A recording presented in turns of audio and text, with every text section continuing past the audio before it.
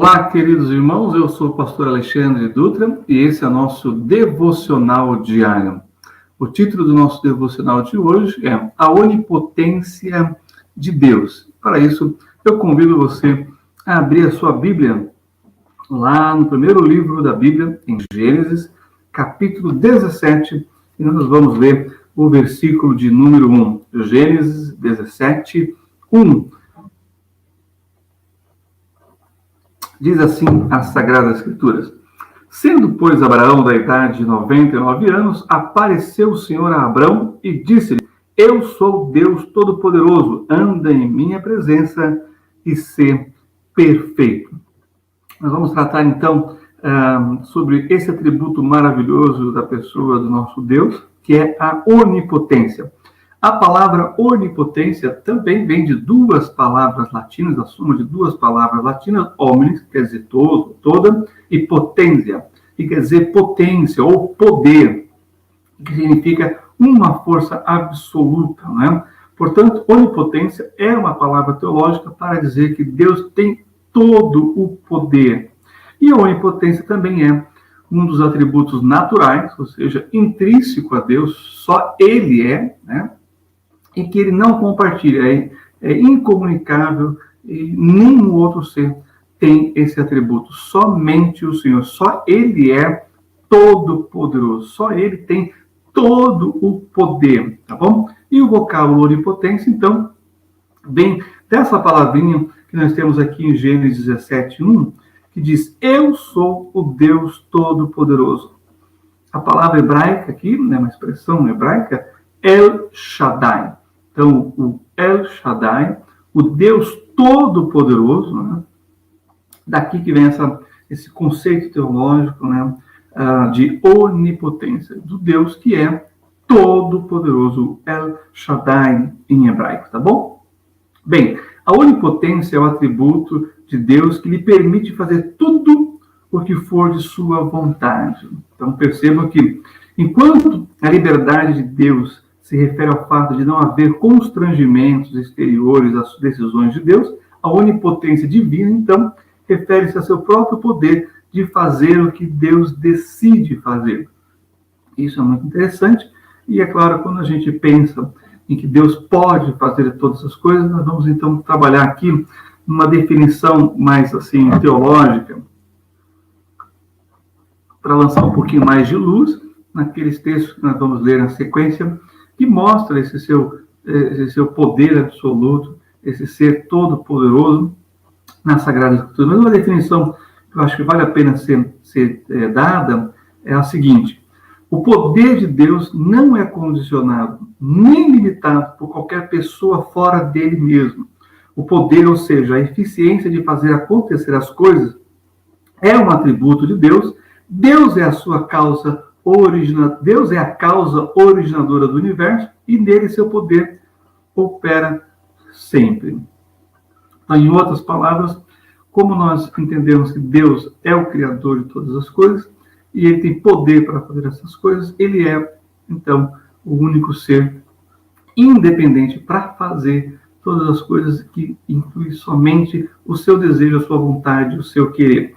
É claro que existe uma questão aqui da onipotência de Deus e o seu caráter.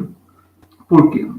Porque a onipotência de Deus não significa o exercício de seu poder para fazer aquilo que é incoerente com a natureza das coisas que ele mesmo estabeleceu. Por exemplo, fazer que um acontecimento já passado não tenha acontecido. Olha só.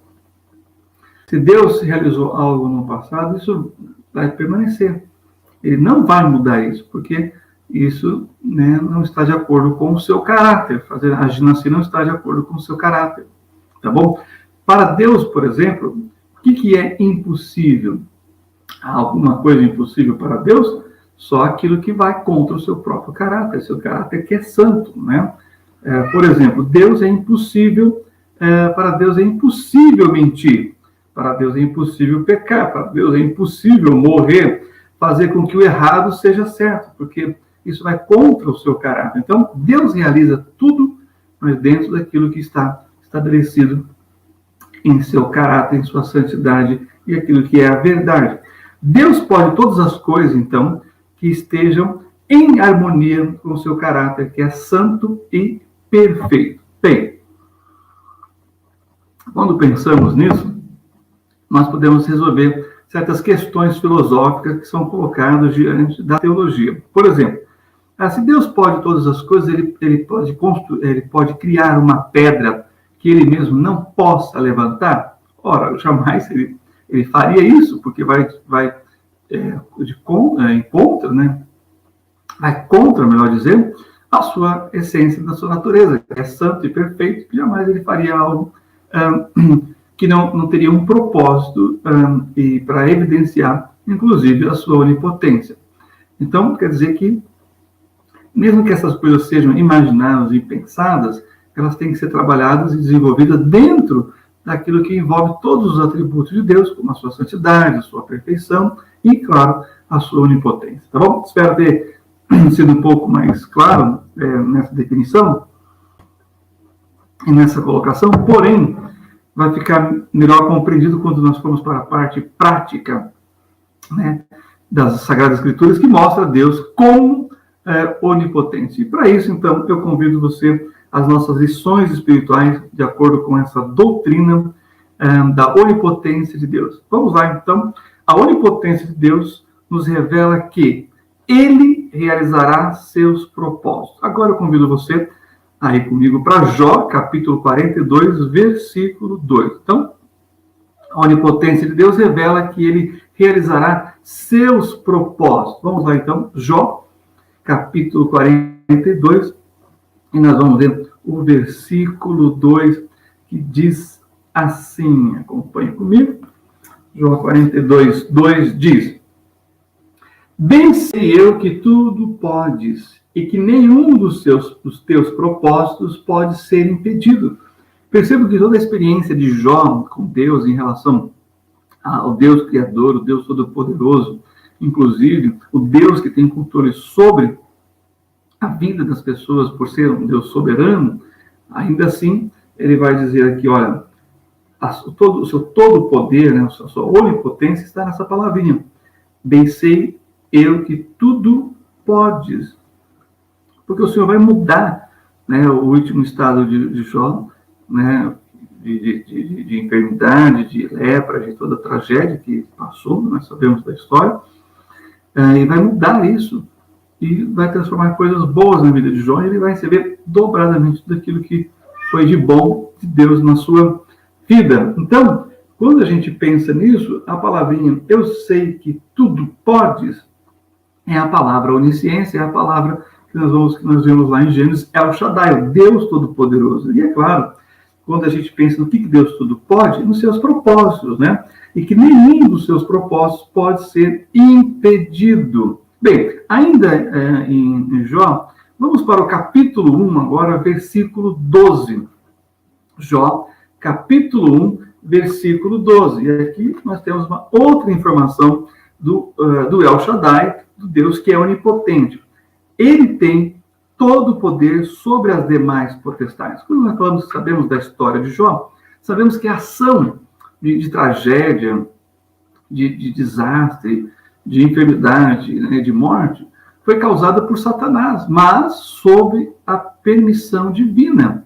Então, a onipotência de Deus diz que ele tem todo o poder sobre as demais potestades, ou seja, sobre demônios, Satanás, sobre todas as outras questões, sobre os anjos. E aí, olha só o que nós encontramos em Jó, capítulo 1, versículo 12. Diz assim: E disse o Senhor a Satanás: Eis que tudo quanto ele tem está na tua mão, somente contra ele não estenderás a tua mão. E Satanás saiu da presença do Senhor.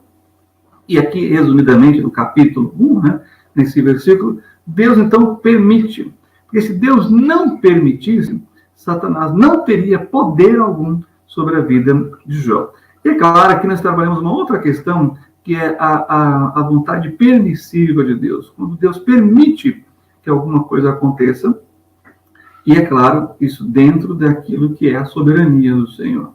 Mas ainda assim, mesmo que algo aconteça, tem que ter essa permissão de Deus, pois ele é o Todo-Poderoso. Bem, avançando, nós também temos no Salmo de número 107, versículos 25 e 26, onde ele tem poder sobre a sua criação. Lembra lá em Gênesis, no princípio, criou Deus os céus e a terra? Então, Deus é o Criador. Assim como ele criou, ele também mantém. Isso nos revela e demonstra que ele é todo-poderoso em relação também à sua criação. E é isso que o Salmo de número 107 vai mostrar para a gente nos versículos 24 e 25. E diz assim, Salmo de número 107, versículos 24 e 25. Esses veem as obras do Senhor e as suas maravilhas no profundo, pois ele manda e se levanta o vento tempestuoso que eleva as suas ondas. Bom, isso aqui é apenas para demonstrar que Deus tem o controle sobre a natureza. Mas continue lendo comigo agora os versículos 26 a 29, que diz: sobem aos céus, descem aos abismos, e a sua alma se derrete em angústias. Andam e cambaleiam como ébrios, e perdem todo o tino. Então clamam ao Senhor na sua angústia, e ele os livra das suas dificuldades. Faz cessar a tormenta, e acalmam-se as suas ondas. Perceba, então, que essa é a parte humana, né, da relação de Deus com a sua criação. E para quem eles clamam? Para aquele que tem o poder sobre a natureza, o próprio Deus. Nós vimos isso quando o Senhor acalma a tempestade, vem andando sobre as águas, acalma a tempestade, ou quando ele, naquela experiência maravilhosa com os seus discípulos, que ele está também num barco, no mar da Galileia, e ele está deitado, dormindo no barco, e os discípulos lutando ali contra aquela tempestade, até o momento que ele acorda o Senhor, e ele, então, uma simples palavra, acalma a tempestade. Isso é para mostrar que Deus tem todo o poder, inclusive sobre a sua criação. Esse é o Deus onipotente. Ainda avançando nessa parte de lições espirituais, a onipotência de Deus revela que ele tem todo o poder sobre os homens. Agora nós vamos ler um texto de uma forma mais poética, que está lá em Atos, capítulo 12, versículo 28. Atos 17, 28, diz assim as Sagradas Escrituras. Vamos lá para o Novo Testamento, em Atos, capítulo 17, versículo 28, em que Deus tem também poder, todo o poder sobre os homens. E diz assim a palavra do Senhor. Aqui é uma leitura que eu gosto muito, porque Deus, através da revelação ao apóstolo Paulo de forma poética, ele está mostrando que ele tem controle sobre todos os homens, né? Tem poder sobre todos os homens, né? E ele diz, porque nele vivemos e nos movemos e existimos, como também alguns dos vossos poetas disseram, pois somos também sua geração. Veja bem, porque nele vivemos, nos movemos e existimos. Percebam que esses verbos mostram para a gente, né, de trás para frente, eu queria destacar, que nele existimos, ou seja, só há existência humana através de Deus. Porque Deus nos criou conforme a sua imagem, né, conforme a sua semelhança, de acordo com a sua, conforme a sua imagem, de acordo com a sua semelhança. Tá bom? Ou seja, o existir só é capaz por causa de um Deus criador que é todo-poderoso. E quando diz, né, nos movemos, mostra toda essa capacidade, né, criativa do ser humano. Esse mover, esse ir e vir, também está ligado com a parte criativa do homem, de realizar coisas a partir do Deus Todo-Poderoso. E aí, o primeiro verbo do versículo é vivemos. Então, percebam que a parte de existir da criação, e ela tem toda uma característica muito especial, imagem e semelhança de Deus, tem esse mover, essa capacidade criativa do homem, e a parte de viver. Porque a criação também gerou a vida entre os homens, a vida dos homens. Então, nele estão todas essas questões básicas, essenciais para o ser humano. É claro que Deus entregou para o homem aquilo que nós conhecemos e chamamos na teologia de livre-arbítrio, essa capacidade do homem de decisão, de escolha, mas sempre responsável através das suas consequências, né? Mas foi justamente a forma do homem ser imagem e semelhança de Deus, de não ser um autômato, né? De não ser um robô, mas de ser um ser pensante com personalidade e capacidade. Então, perceba que a onipotência de Deus revela que ele tem todo o poder sobre os homens e também ele tem todo o poder sobre os anjos, não só sobre os demônios, as potestades, Satanás, mas também sobre os seres angelicais, seres celestiais, né? E que são os anjos, no caso, vamos falar aqui lá em Hebreus, capítulo 1, versículos 13 e 14. Então, vá até lá comigo, Hebreus, capítulo 1, e vamos ver aqui os versículos 13 e 14. O capítulo 1 fala justamente da superioridade do Senhor Jesus em relação ao homem, né, a Moisés, aos anjos, né? E aqui, então, no versículo 13 e 14 diz: "E a qual dos anjos disse jamais, assenta-te à minha destra, até que ponha teus inimigos por escabelo de teus pés?" Ele está dizendo, os anjos têm um certo poder, mas o poder do Senhor é infinito.